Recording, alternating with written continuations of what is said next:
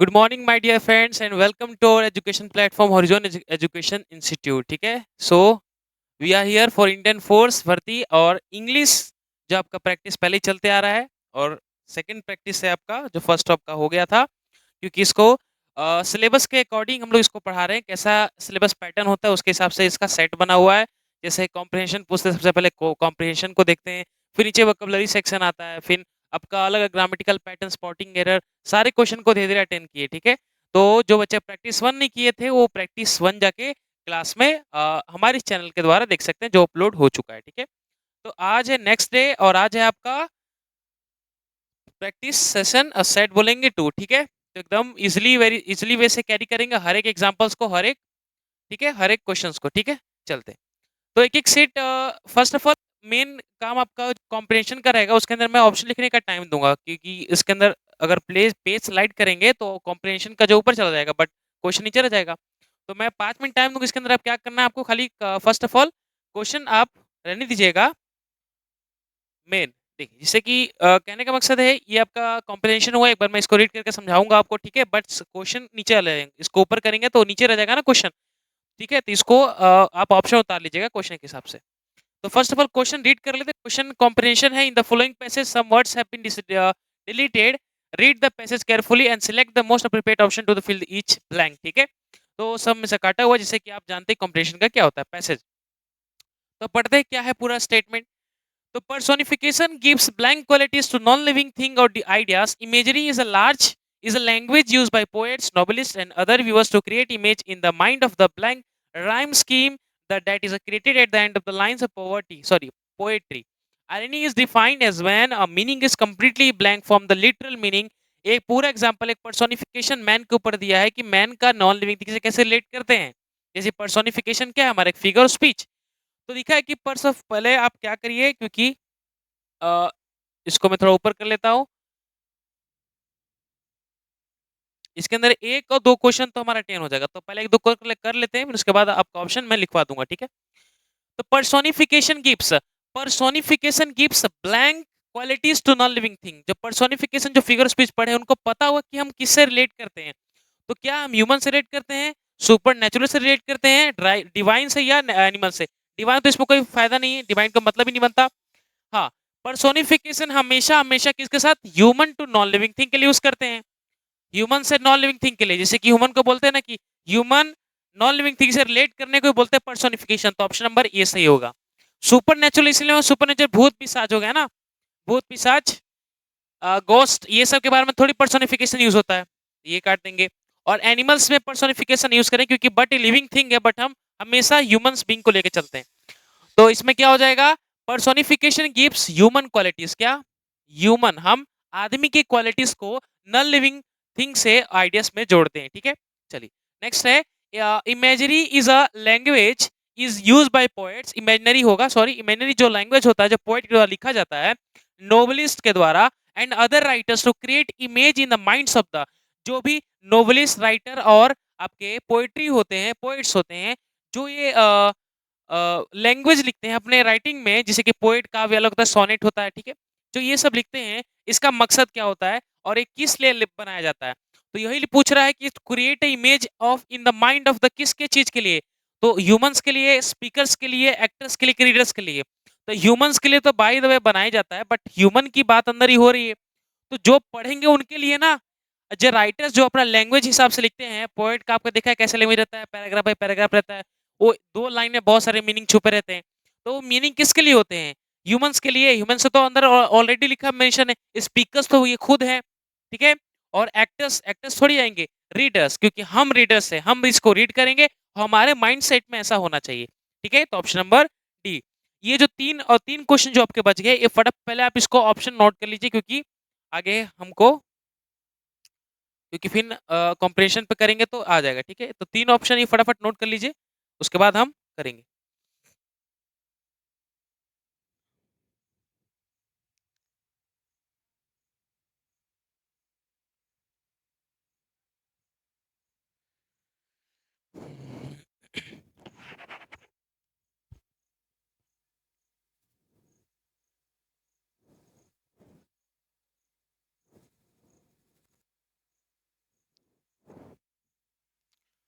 चलो I think आपने note down कर लिया होगा। बहुत बढ़िया। तो पैसेज पढ़ते हैं, पैसेज पे चलते हैं कि पैसेज दो ऑप्शन हो गए हमारे, 2 ब्लैंक्स हमने भर लिया है और 5 है तो 3 और बाकी है हमारा, ठीक है? चलिए, आ जाते हैं वापस कॉम्प्रिहेंशन पे हमारे, थोड़ा इसको इधर कर लेते हैं। चल यहाँ पे ह्यूमन्स हो गया और यहाँ पे हमारा क्या हो गया? किसके सेट में रहता है? रीडर से, जो क्योंकि हम और आप लोग रीडर्स हैं, तो रीडर्स के माइंड में। चलिए, readers rhyme scheme the third, इधर ब्लैंक नहीं छोड़ा गया, थर्ड ए रहा, इसका जगह पे छोटा होगा, ठीक है? ये ब्लैंक इधर छोड़ना है, थर्ड ऑप्शन छोटा नहीं। चलिए, तो rhyme scheme is the what? Rhyme scheme है, वो है क्या आपका? राइम स्कीम आपका है क्या? विजुअल, पैटर्न, वर्ड और आइडिया। तो जो राइम राइम समझते हैं आप कि she sales in the she source लिखा रहता है, और जैसे कि बोलते हैं ना कोई भी कहानी में पान के नीचे धान, मतलब कि वो जो स्वर आना चाहिए वो लाइन बाय लाइन रहता है, उसी को बोलते हैं राइम।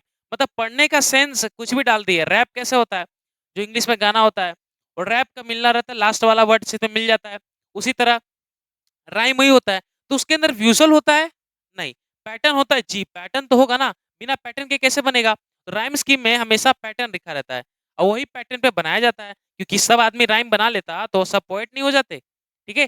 तो विजुअल नहीं होगा, वर्ड नहीं होगा और आइडिया नहीं होगा। मेन क्या होगा? पैटर्न, क्योंकि पैटर्न पे बनाए जाते हैं सारे राइम स्कीम, ठीक है? कोई भी पोएम हो, कोई भी लेसन हो, सब रहते हैं। जैसे कि बाय द वे कोई गाना आपने सुना होगा किसी का, जो लाइन बाय लाइन सेगमेंट सही रहता है, ठीक है?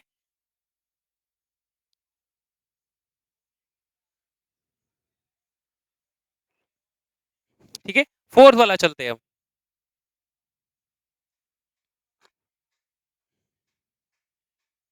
चलो फोर पे आ जाते हैं। फोर क्या कहता है?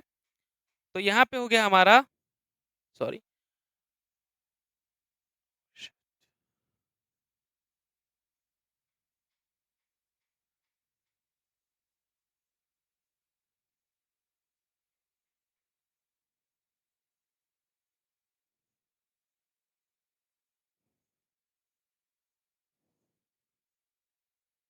चल फोर पे आ जाते हैं। तो ये वाला ऑप्शन में क्या भर गया हमारा? पैटर्न, क्योंकि सारे राइम किस पे रहते हैं? पैटर्न पे। इसको साइड में कर लेते हैं, ठीक है? ज्यादा बोल्ड है, एक मिनट।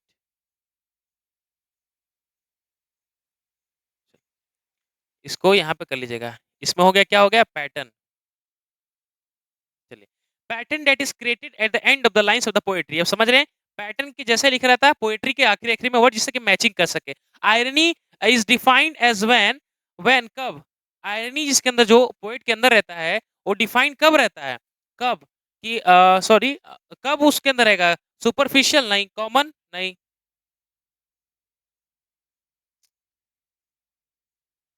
सुपरफिशियल नहीं रहेगा। सुपरफिशियल क्यों रहेगा इसके अंदर?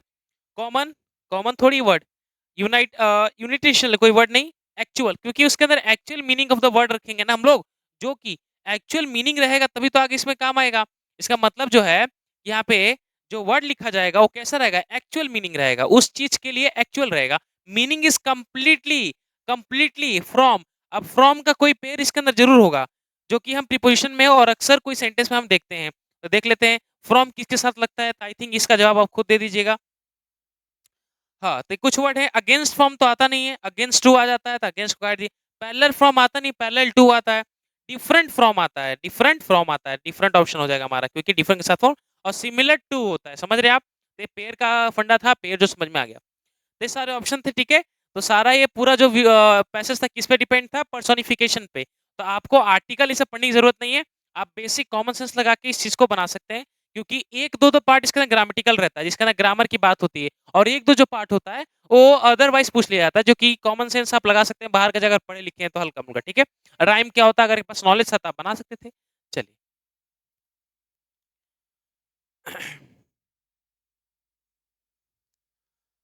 नेक्स्ट, क्योंकि अब ये जो 4 मार्क्स का पैसेज था वो तो खत्म हुआ। अब हम लोग चलेंगे सीधा वोकैबुलरी सेक्शन की ओर, ठीक है? वोकैबुलरी सेक्शन में पढ़ेंगे एक्चुअली क्या है बात। तो चलिए, क्वेश्चन नंबर 6 क्या कहता है? Rearrange the parts of the sentence in a correct order.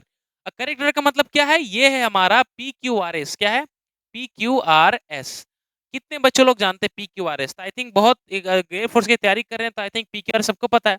ये कोई लेसन नहीं है, कोई सब्जेक्ट नहीं है, ये एक चीज है जो कि सेंटेंस को, जो कि सेंटेंस को अरेंज करना सिखाती है। क्या सिखाती है? सेंटेंस को अरेंज करना सिखाती है। ठीक है,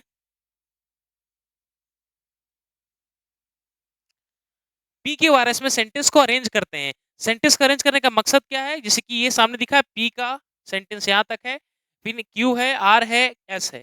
अब इसके अकॉर्डिंग सबसे पहले सेंटेंस कौन सा आएगा, फिर उसके नीचे कौन सा आएगा, फिर उसके बाद कौन सा आएगा, यही पैटर्न को अरेंज करते हैं। इसलिए आपका 4 ऑप्शन दिया है, R P Q S, P S R Q, R S P Q और क्यू पी एस आर। तो सारे ऑप्शन डिफरेंट डिफरेंट रहेंगे, तो इसमें बच्चे बहुत फंसते हैं। बट आपको एक ट्रिक बताता हूँ जिससे कि कम से कम आपकी हेल्प हो जाएगा। वो ट्रिक क्या है दोस्तों, यहाँ ध्यान दीजिएगा।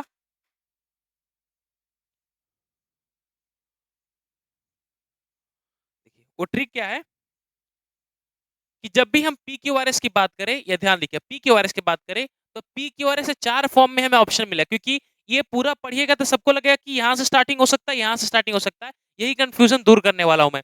पी क्यू आर एस जब की बात करें हम लोग, तो इसके अंदर 4 प्रकार का ऑप्शन हमें दे सकता है। पहला पहला क्या कर सकता है, पहले में सारा डिफरेंट दे देगा। डिफरेंट का मतलब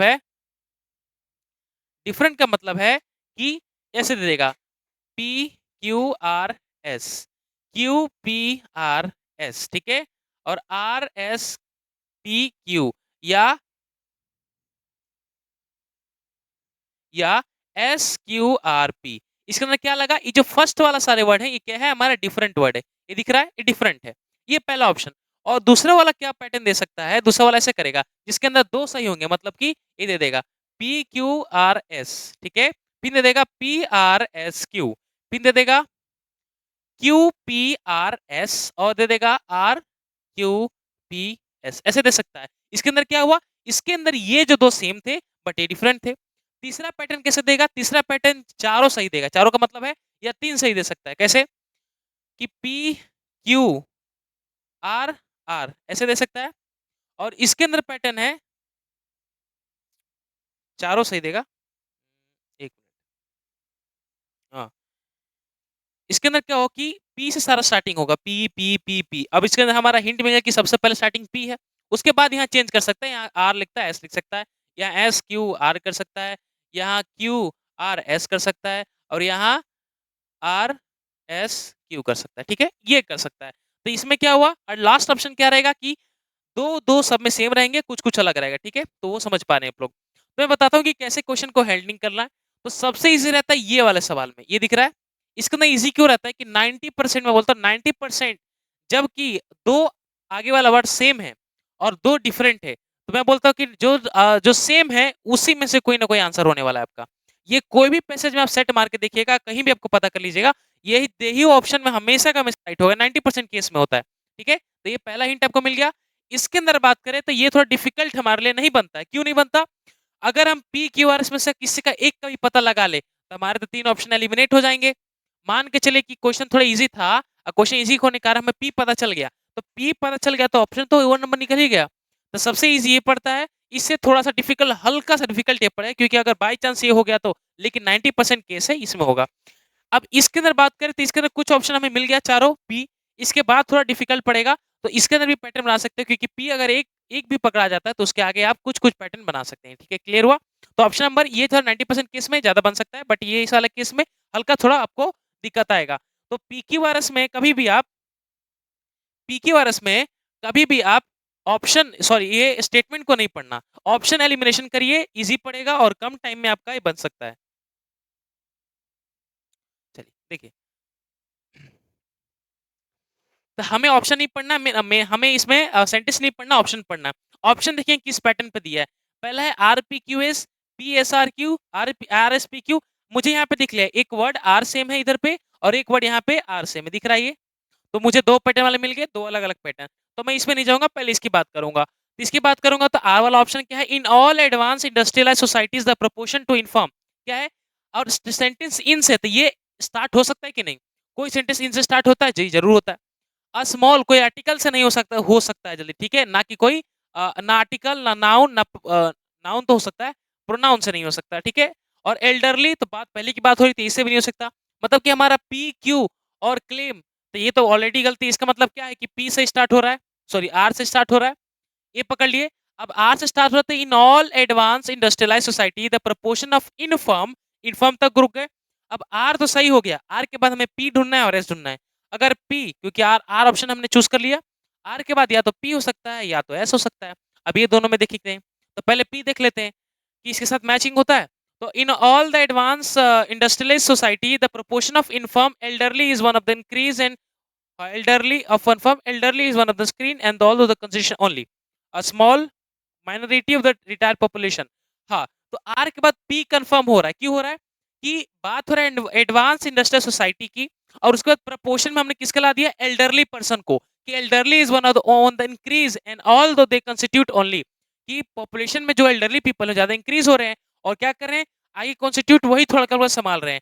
फिर यहाँ से आ जाएगा कि a small minority of the retired population there, और छोटे माइनॉरिटी मतलब कि छोटी जनसंख्या में जो रिटायर्ड पॉपुलेशन है वो आगे claim on social service is dispose disproportionality heavy. ठीक है, तो जो रिटायर्ड पर्सन है और माइनॉरिटी में आ रहे हैं वो आगे चल के सोशल सर्विस में हमारा क्लेम करते हैं। तो ये देयर क्लेम से आपका पेयर बन रहा है, तो डायरेक्ट पकड़ सकते हैं, आप डायरेक्टली पकड़ सकते थे क्यू और एस का पेयर। क्यू के बाद एस आना चाहिए, यहाँ पे क्यू के पास एस नहीं था, यहाँ पे क्यू के पास एस था, ऑप्शन नंबर ए। क्लियर हुआ, कितना इजी पड़ा। तो खाली एक पकड़ लीजिएगा, धीरे धीरे सारा ऑप्शन आपका बनता चालू हो जाएगा। क्लियर हुआ दोस्तों, चलिए बहुत बढ़िया। तो पीक्यूआरएस का मैं एक वीडियो बनाऊंगा, बाकी बहुत डिटेल में सीखेंगे कि कैसे बहुत सारे क्वेश्चन अटेंड करेंगे और ठीक है अच्छी तरह से। चलिए, तो ऑप्शन नंबर हमारा ए था जिसका सही हो गया। और 90% केस में पहले बोला था कि दो वर्ड वाले अगर सिमिलर आपको दिख जाए और उसके बाद कोई वर्ड दिखता है तो सबसे पहले दो जो सिमिलर वर्ड है आपके फर्स्ट लेटर उसी से 90% क्वेश्चन सही हो जाएंगे। चलिए, तो ये वकैब है, क्योंकि मैं हर बार आपको वकैब नोट कराने का मौका दिया हूं, क्योंकि वकैब नहीं छूटना चाहिए, सिंगल वकैब भी, ठीक है, वकैब इंपॉर्टेंट है। बच्चे सिलेक्शन वहीं चले जाएंगे, क्योंकि वकैब में उतने बच्चे क्लियर नहीं कर पाते जितना कि ग्रामर लेके चले जाते हैं। तो जो आप कंफर्मेशन कर सकते हैं उसमें आप अगर पीछे हो जाइएगा तो आपका सिलेक्शन से दूर हो जाइएगा। ठीक है, तो फटाफट 7, 8 और 9 थोड़ा ऊपर कर लेते हैं, ये तीनों नोट कर लीजिए।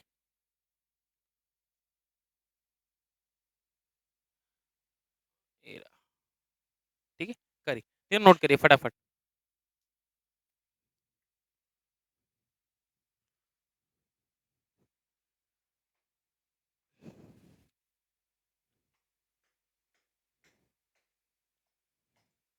चलिए,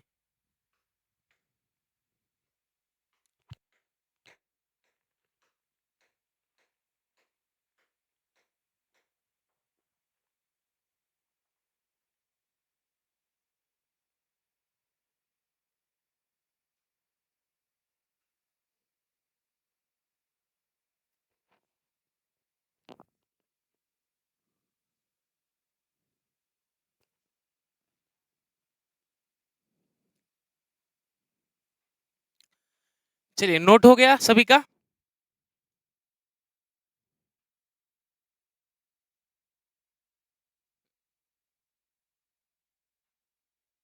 लाइट कम है थोड़ा।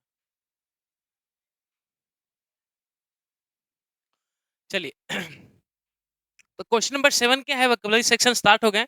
Choose the word that can substitute of the given group of word. क्या है कि choose the word that can substitute of the given of the, इस सारे में से चार ऑप्शन में से इसका सुटेबल पर्सन कौन है। मतलब ये जो स्टेटमेंट लिखा है इसका जगह पे हमें एक सुटेबल ऑप्शन को यूज करना है। मतलब कि अनेक शब्दों के लिए एक शब्द सीधा ऑप्शन क्या है हमारा, वन वर्ड सब्स्टिट्यूशन, जो वोकैबुलरी का सेक्शन है। चलो, तो सवाल क्या है, सवाल क्या है कि सवाल है वन हु लव्स मैनकाइंड। तो जो वैसा पर्सन जो मानव द्वारा काम किया गया को बहुत प्रेम करता है, जो भी मैनकाइंड के लिए जो भी काम होता है उससे बहुत प्रेम करता है और मैन आदमी से बहुत ज्यादा लगाव होता है, उसी को क्या बोलते हैं, फिलोगाइनिस्ट, सॉरी फिलोगिस्ट, फिलेंथ्रोफिस्ट, फिलोस्टीन या फिलेंडर।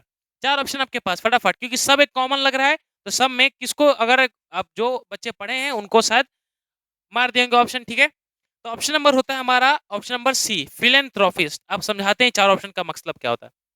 देखिए, जो पर्सन होता है मैनकाइंड को लव करता है उसको बोलते हैं फिलेंथ्रोफिस्ट। अब ये मैंने आपको चार लिखवाया था, ये है क्या एक्चुअली, पहले बात कर लेते हैं फिलोगामिस्ट। फिलोगिस्ट का मतलब क्या होता है, फिलोगिस्ट का मतलब वो होता है कि जो पर्सन बहुत सारे लैंग्वेज में विश्वास जो करता है। ठीक है, मतलब कि क्या बोला जाए इसको, फिलोगिस्ट का मतलब होता है कि हर एक चीज में एक नॉलेजमेंट पर्सन जो होते हैं ना उनको बोला जाता है फोलिगिस्ट, फिलोगिस्ट। ठीक है, फिलेंथ्रोफिस्ट का मतलब होता है, फिल मतलब होता है लव, और एंथ्रोफिस्ट का मतलब होता है मानव से, क्योंकि मैन से रिलेटेड होता है। आपने बायोलॉजी में ये चीज पढ़ा था,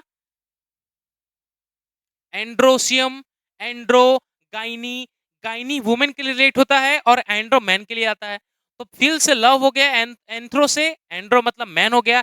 तो इसे याद करने का तरीका क्या, कि जो मैन लवर होते हैं उनको बोलते हैं फिलेंथ्रोपिस्ट, जो मैन हेटर होते हैं उनको बोलते हैं मिसेंथ्रोपिस्ट। तो ये चार आप लिख लीजिए। आगे करते हैं, पहले चार ऑप्शन आप लिख लीजिए, क्योंकि ये जो चार होते हैं ना, ये चार एग्जाम में बहुत बार पूछे गए हैं, तो आई थिंक इसमें पूछ सकता है। तो मैं लिखवा देता हूँ कि है क्या वो, यहाँ देख लीजिए एक बार।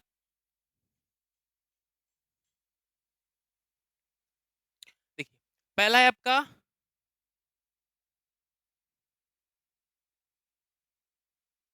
फिलेंथ्रोपिस्ट, फिर होगा फिलोगाइनिस्ट, ठीक है। फिर एक आता है मिसेंथ्रोपिस्ट, ठीक है। और लास्ट में आता है मिसोगाइनिस्ट, ठीक है। ये जो चार है बहुत इंपॉर्टेंट है, इतने बार रिपीट हो चुका है एग्जाम में कि पूछिए मत, ठीक है। और इस सब का मीनिंग बहुत लोग कंफ्यूजन रहते हैं, कि कंफ्यूजन के कारण ही गलत हो जाता है, बाकी इसमें बेसिक कोई ज्यादा बड़ा चीज है नहीं। तो पहली बात करते हैं, देखिए फिलेंथ्रोपिस्ट का मतलब याद करने का तरीका बता रहा है मैं, ठीक है। वो देखिए पहले, फील से याद करिएगा लव, ठीक है। मिस से होता है हेट, ठीक है।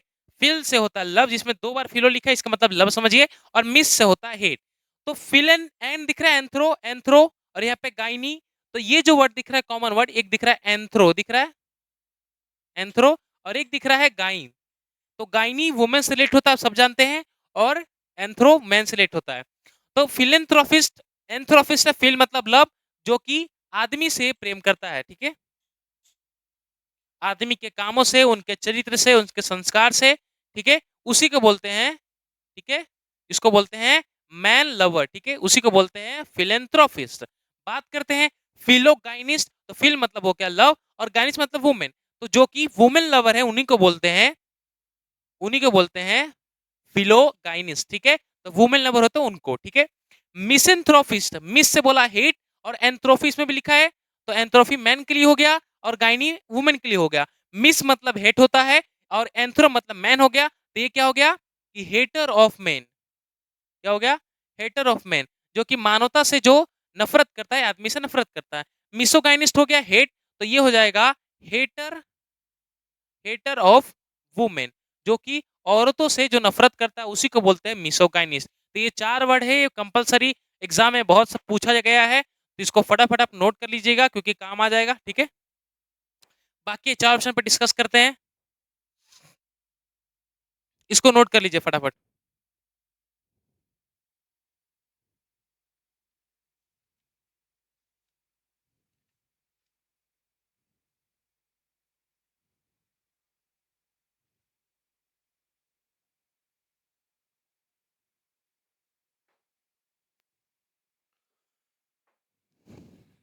चलिए हो गया, इसको नोट कर लिए।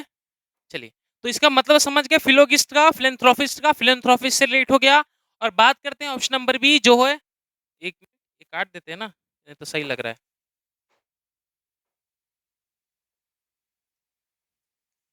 इसको काट देते हैं।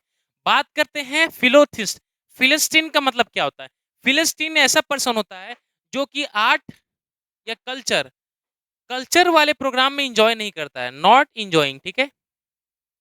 सिंपल जो सादा के मैंने सिंपल बैठा हुआ है मायूस जैसा, और वो व्यक्ति जो आर्ट फंक्शन को कल्चर को इंजॉय नहीं करता, उसका नॉलेज ही नहीं लेता, उसी को बोलते हैं फिलोस्टीन। और फिलेंडेड का मतलब ये होता है जो कि गर्ल्स के पीछे पीछे चलते रहते हैं, जिसको फ्लर्ट बोलते हैं, गर्ल्स के जो फ्लर्ट करता है उसी को बोलते हैं फिलेंडर, ठीक है।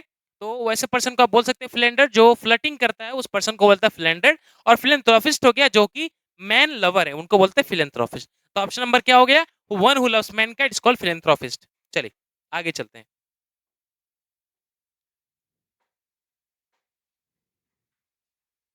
क्वेश्चन नंबर 8 पे।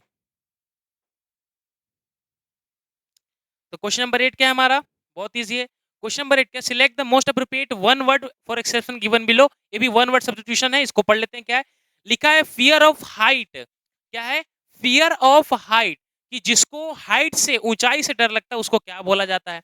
तो मैंने एक मेनियाफोबिया, ये मेरा क्लास है यूट्यूब, सबसे लगता है कि लास्ट में आपको मिलेगा इस चैनल पे, तो वो जाके जरूर देख लीजिए। इसके अंदर मैंने मेनियाफोबिया दो वीडियो मैंने लिए हैं, और दोनों वीडियो में पूरा डिटेल एक्सप्लेनेशन बता दिया है, सारा कुछ बता दिया। मेनिया फोबिया से क्या बन सकता है, हाइड्रोफोबिया से लेके एंथ्रोफोबिया से लेके एग्रोफोबिया, ऑल द मेनिया हो गया सारे, ठीक है। तो मेनिया मतलब होता है पागलपन और फोबिया मतलब होता है पागल, ठीक है। चलिए, फोबिया मतलब होता है डर, सॉरी। तो ये है फियर ऑफ हाइट। तो वैसा आदमी जिसको हाइट से, हाइट मतलब ऊंचाई से डर लगता हो, ठीक है, ऊंचाई से भयभीत, ऊंचाई से, ऊंचाई से डर लगता है, वैसे पर्सन को क्या बोलते हैं? तो जो पर्सन को ऊंचाई से डर लगता है उसे क्या बोलते हैं? उसको बोलते हैं एक्रोफोबिया। क्या बोलते हैं? एक्रोफोबिया। जो पर्सन ऊंचाई से डरता है उसको बोलते हैं एक्रोफोबिया। और मैंने याद कराया था कि एक्रो से क्रो याद करिए, क्रो आपके ऊंचाई पे है, और आपके ऊंचाई, वो क्रो को देख के आप डर रहे हैं, तो क्रो कहाँ है? आपके ऊंचाई पे है, आपके ऊपर है। तो एक्रोफोबिया, एक्रोफोबिया क्रो ऊपर, और फोबिया मतलब डर, तो आप उसे क्या कर, उसके ऊंचाई से डर रहे हैं, ठीक है। तो मैंने याद कराया था फियर ऑफ हाइट का मतलब होता है एक्रोफोबिया।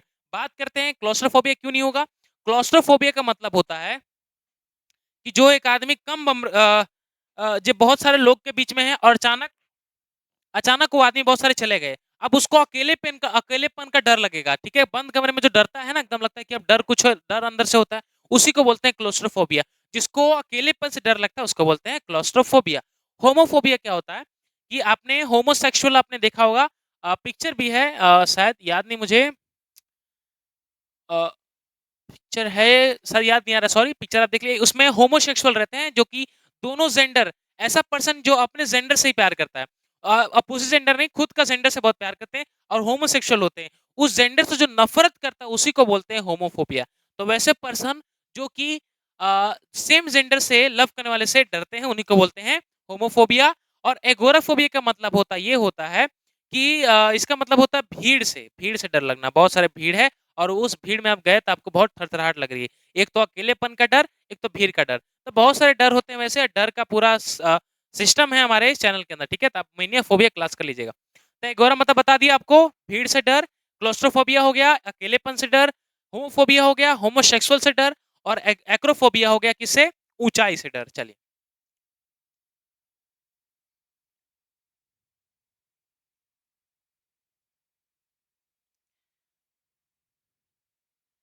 चलिए, question number 9, select the alternative which best express the meaning of idiom phrases. तो अल्टरनेटिव सिलेक्ट करना है, क्या है? इडियम ऑफ फ्रेजेस, मुहावरे और कहावतें। मुहावरे कहावतें अब हमें, क्योंकि वोकैबुलरी का सेक्शन है। अब इसमें देखते हैं क्या है। एज हार्ड एज नेल, ऐसा हार्ड जैसा कि नेल होता है, नेल आपका दिख रहा है, नाखून, नाखून की तरह हार्ड। इसका मतलब क्या कह रहा है? टू फील नो पेन, जरूरी तो नहीं है, क्योंकि नाखून पे मारे तो चोट तो लगता ही लगता है, इसका तो मीनिंग निकलेगा नहीं। टू बी स्टबबोर्न, जिद्दी, इसका भी कोई मतलब नहीं, आप नाखून से हार्ड है तब जिद्दी थोड़ी है।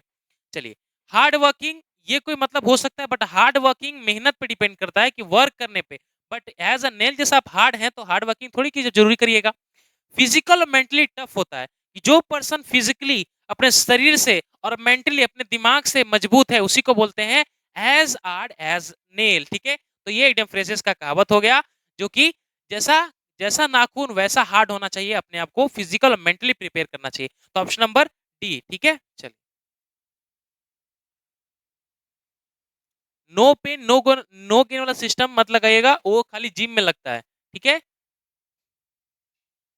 नो पेन नो गेन ये बहुत चलता है वहां पे, और बात सही है, सिस्टम में भी, एजुकेशन सिस्टम में भी नो पेन, जब तक आप दर्द नहीं सहेगा तब तक आप कुछ पाइएगा नहीं, वही होता है no pain no gain. Question number 10, choose the word that means the same given word, same as the given word. तो क्या लिखा है? ये वर्ड को चूज करना, सिंपल ही क्या बोल रहा है, ये सिनोनिम्स है सर, क्या है? सिनोनिम्स है, और मुझे इसका सिमिलर वर्ड बताना है कि इसके जैसा ही क्या वर्ड हो सकता है। तो पहले मतलब समझेंगे तब ना। तो पहले ये एक अपोजिट है, एक सिनोनिम से, आपने यहाँ तक नोट नहीं किया था, ये दोनों नोट करिए ऑप्शन के साथ, ठीक है। फिर आगे स्पॉटिंग द एरर करेंगे।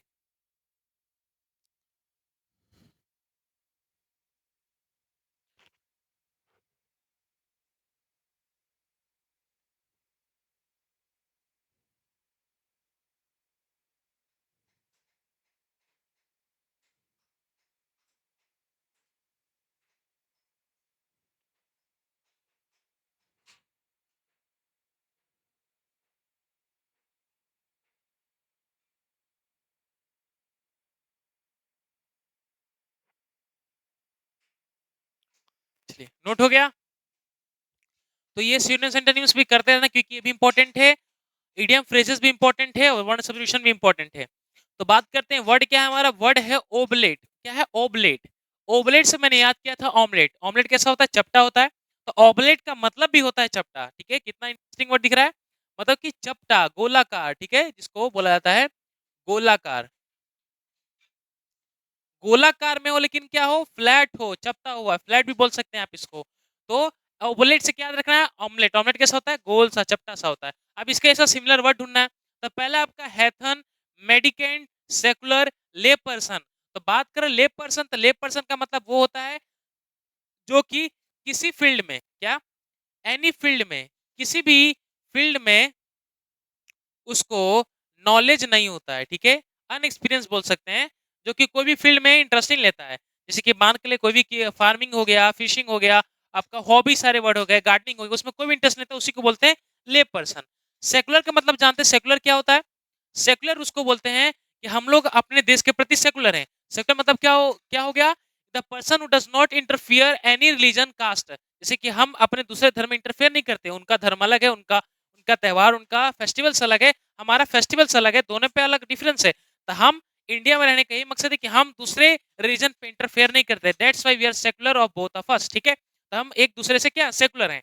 तो सेकुलर कोई मतलब नहीं बनता, सेकुलर का चपटा थोड़ी होता। हैथन की बात करें तो आप बहुत से बच्चे हैथन मारेंगे। हैथन का मतलब समझा देता हूँ। ये होता है कि हैथन उसको व्यक्ति हैं, उसको बोलते हैं जो कि एक नॉलेज ऑफ गॉड, मतलब कि जो कि गॉड के रिलीजन के बारे में नॉलेज रखता हो और बकबक करते रहता है। ठीक है, गॉड के बारे में, ठीक है, गॉड के बारे में नॉलेज नहीं रखता है, उसी को बोलते हैं हैथन। क्या बोलते हैं, हैथन। अब बच गया आपका मेडिकेंट। तो मेडिकेंट का मतलब ये होता है चकता। क्या, चकता। चकता मतलब क्या, एकदम थापा हुआ है, जिसे गोल से बोलते हैं। इसके साथ सिमिलर वर्ड दिख रहा है, ऑबलेट से हो गया आपका चपटा, और मेडिकेंट का मतलब हो गया चकता। क्लियर हुआ बात को, चलिए बहुत बढ़िया। इसका हो जाएगा सेकुलर। समझ रहे हैं कि अपने धर्म प्रति रहते हैं, किसी में इंटरफेयर नहीं करना। सेकुलर का मतलब होता है नॉट इंटरफियर। ठीक है, not interfere in some other religion. चलिए आगे नेक्स्ट चलते हैं।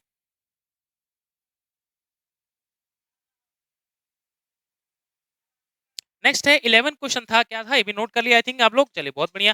11 क्वेश्चन है, select the word that is opposite in the meaning. क्या है, अब हमें सिंपल क्या लिखा है, इसका अपोजिट एंटोनिम्स वर्ड निकालना है। तो पहला है फ्राइटन। वर्ड दिख रहा है आपको, फ्राइटन आप सब बहुत लोग जानते होंगे। क्या है, फ्राइटन का मतलब होता है डर बनाना।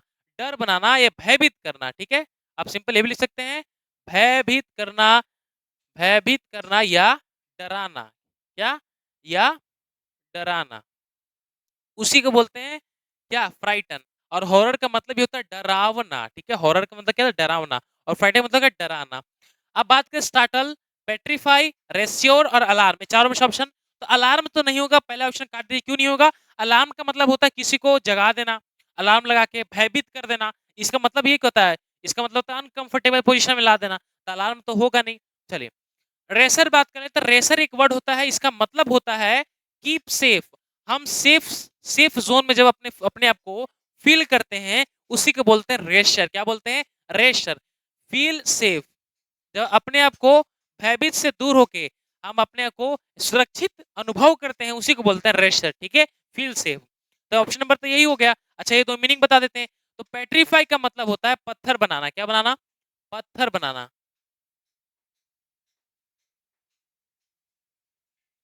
पत्थर बनाना। और स्टार्टल का मतलब होता है, स्टार्टल, स्टार्टल समझते हैं आप लोग, स्टार्टल। स्टार्टल का मतलब कोई बड़ा है नहीं, लेकिन इसका मतलब कीप सेफ हो गया। स्टार्टल का मतलब होगा सिंपल, इसको बोल सकते हैं आप डराना ही होता है। सिनोनिम्स आप यहाँ से बोल सकते हैं इसको कि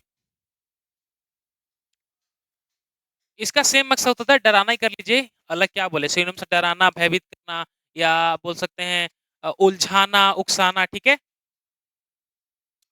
चलिए नेक्स्ट है। अब आ गया हमारा spotting the error, grammatical error in this question. इसलिए आई थिंक 2-3 क्वेश्चन होंगे, इसको भी देख लेते हैं। तो पहला ग्रामेटिकल एरर क्या है, question number 12, we talk about writing a will but it was one of the those thing we never get around to doing. क्या है कि क्वेश्चन नंबर 12 क्या कहता है हमारा, 12 कहता है कि we talk about writing a will writing क्या है, एक पावर है, शक्ति है, but it is one of those thing we never get around to to to doing, ठीक है। तो इसके अंदर ऑप्शन छांटना है, मुझे तो ऑलरेडी पहले ही दिख रहा है, तो मैं ऑप्शन नंबर आपको मान के देता हूँ, ये रहा ऑप्शन नंबर डी गलती है। अब गलती क्यों है डी? तो इसके अंदर यहाँ तक कोई गलती नहीं है, वी टॉक अबाउट, हम लोग बात कर राइटिंग स्किल पे विल तक, बट इट कोई दिक्कत नहीं, कॉमा यूज हुआ है, वाज वन ऑफ द, एक वन ऑफ द जो है ग्रामेटिकल मिस्टेक यहीं से बनता है, यहीं से अराइज होता है। अराइज क्या होता है कि जो वन ऑफ है सर, वन ऑफ के बाद अगर कोई भी नाउन आता है तो वो नाउन हमेशा हमेशा प्लूरल होता है। कैसा होता है? प्लूरल होता है। तो क्या मुझे बता सकते हैं कि one of those thing, thing आपका एक नाउन है कि नहीं है? है। अब है तो सर क्या प्लूरल है कि सिंगुलर है?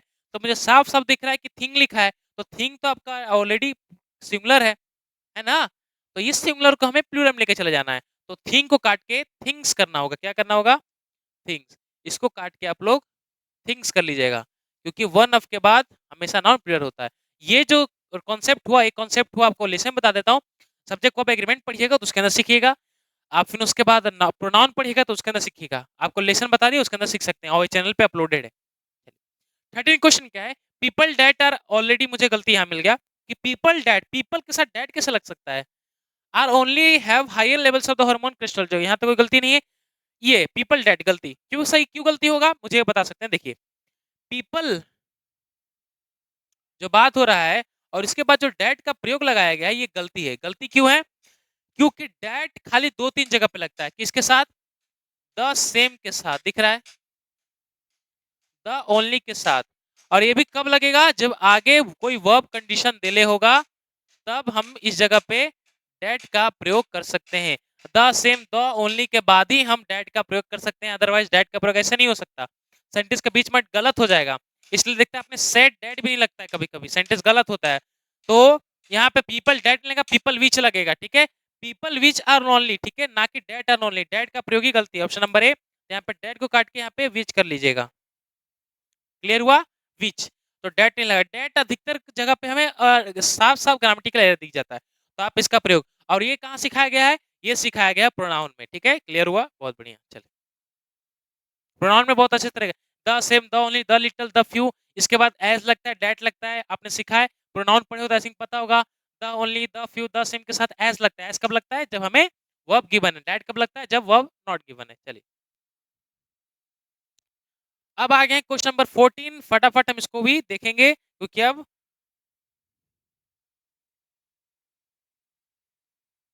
चलिए क्वेश्चन नंबर 14 देखिएगा। क्वेश्चन नंबर 14 क्या है? अ यंग गर्ल, अब यहाँ पे एरर नहीं दिख रहा है मुझे, अच्छा सब्स्टिट्यूट है। A young girl was kidnapped from the mainly street in the 3 o'clock yesterday afternoon. तो ये बात हो रही है पास्ट में, और पास्ट में खत्म हो गया, और हमें इस अंडरलाइन सेगमेंट को सही करना है, ठीक है। इस अंडरलाइन सेगमेंट को हमको सही करना है। तो देखते हैं कि मेनली स्ट्रीट की जगह पे 4 ऑप्शन से जो सुटेबल दिख रहा है उसके ऊपर क्या आएगा। तो a young girl was kidnapped from the mainly street, क्या होता है? स्ट्रेट तो मेन होता है ना, तो मेन हमें 3 ऑप्शन में है, बट यहाँ पे तो इन है, तो इन का तो इन ही रहेगा।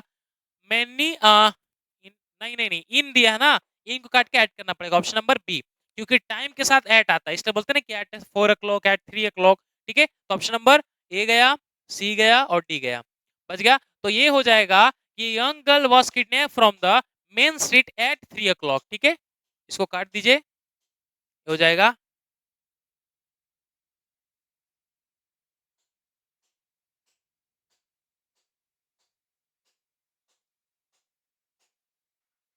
मेन स्ट्रीट, और इन भी काटना है, ऐड कर देना है। टाइम के समय पे ऐड का यूज करिएगा, ना कि इन का। क्लियर हुआ? चलिए, बहुत बढ़िया। 15 question. At the time I only knew that I ordered way he laugh for no. अच्छा, ये फिल इन द ब्लैंक्स है। एट द टाइम, वो टाइम पे, आई ओनली न्यू, मैं जानता हूँ कि that I ordered the way he laugh, वो उस टाइम पे इस प्रकार हंसा कि जैसा लगता है कि, जैसा लगता है लाफ फॉर नो रीजन, बिना कारण के, नो रीजन, ठीक है। यहाँ पे मुझे हल्का सा हिंदी करने की जरूरत पड़ी, बट सब में नहीं पड़ता है, ठीक है। लेकिन आप समझ सकते हैं, नो अकाउंट तो नहीं कर सकते। जब यहाँ पे बात हो रही लाफ का, तो कोई अकाउंट से लाफ करेगा, जस्ट तो नहीं करेगा, डिसबिलीव तो नहीं करेगा, रीजन के बिना कारण ही के हंस रहा था, रीजन हो जाएगा। इसमें कॉमन सेंस था, ज्यादा बड़ा नहीं था। और फिलर्स में ऑलरेडी आपको बताऊं कि इजी पूछता है, एयरफोर्स में ज्यादा हार्ड नहीं होते। 16 ही blank for a walk daily in the morning. तो बहुत सबसे इजी क्वेश्चन है, जो बच्चे नहीं कर पा रहे समझ ले कि क्या ही होगा उससे। ये जो क्वेश्चन है ये डायरेक्टली हमें हिंट दे रहा है डेली। तो डेली क्या रिलेट करता है? डेली हमेशा प्रेजेंट की बात होती है। डेली मतलब जो जो हम सुबह काम करते हैं, ब्रश करना, पढ़ना, लिखना, जो भी डेली का काम होता है वो तो हैबिचुअल एक्शन है। जो हैबिचुअल एक्शन की बात होता है कहाँ चला जाता है? प्रेजेंट में। अब प्रेजेंट में चले गया तो प्रेजेंट का ही तो हेल्पिंग वर्ब लगेगा। तो पहली बात तो शैल को काट दीजिए, शैल आपका फ्यूचर है। विल को काट दीजिए, विल को आपका फ्यूचर है। बच गया गोज और गो। गो कब आता है? जबकि ऑब्जेक्ट प्लूरल होगा। और गोज कब आता है? जबकि आपका सॉरी ऑब्जेक्ट नहीं, सब्जेक्ट सिंगुलर होगा। तो ये यहाँ पे क्या हो जाएगा? He goes. तो ऑप्शन नंबर ए भी काट दीजिए, आपका डी सही हुआ। क्लियर हुआ? कितना सिंपल था।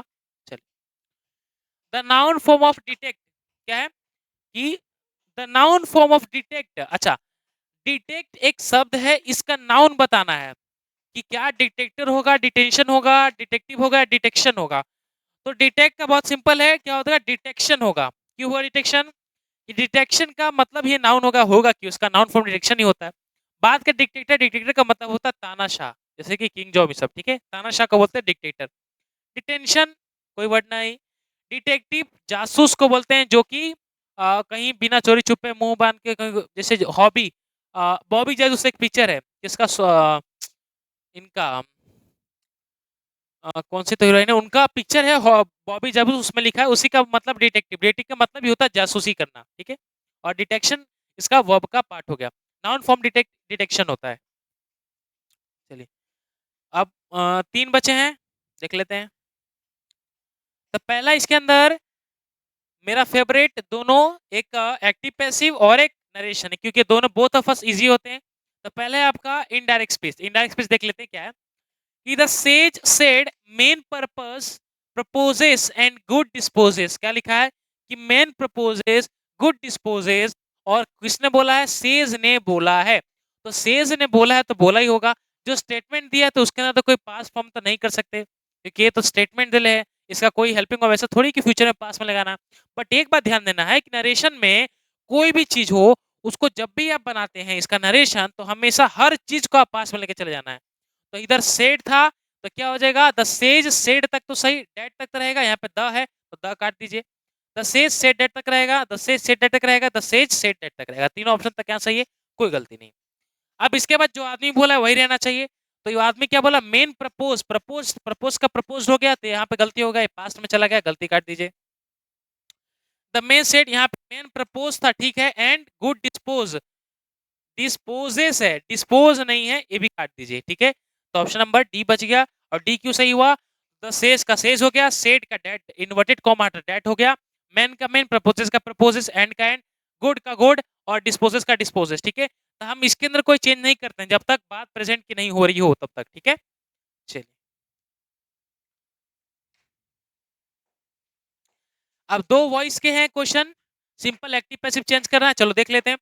तो पहला है Ravi give you the information. क्या? Ravi, Ravi give you the information. क्या?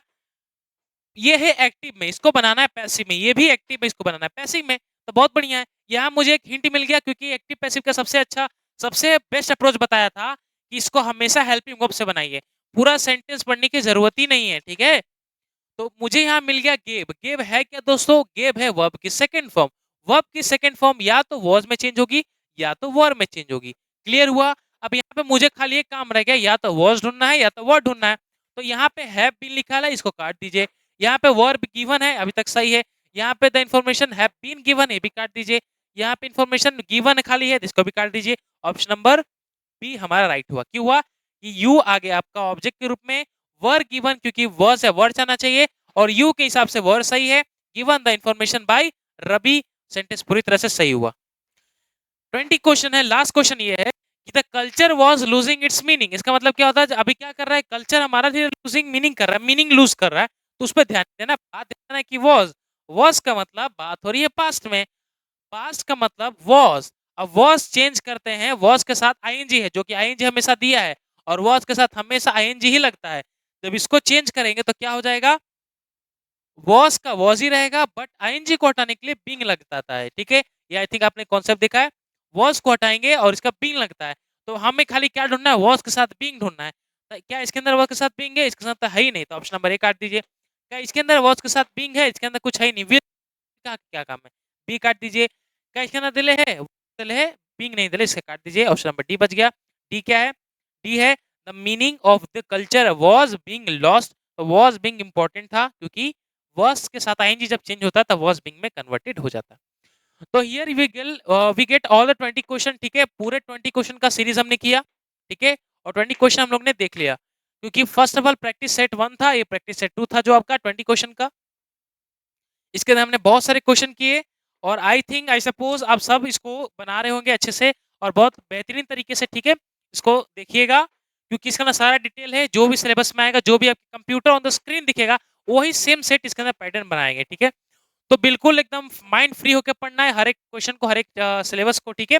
तो चलते हैं अब नेक्स्ट क्लास में आपके लिए बनाएंगे, तैयारी करेंगे, और प्रैक्टिस 3 सेट आने का इंतजार करिए दोस्तों, एयरफोर्स का, ठीक है। सीजीएचएल धीरे धीरे चलते आ रहा है आपका, मैथमेटिक्स से लेके ग्रामर और द पैटर्न, ठीक है।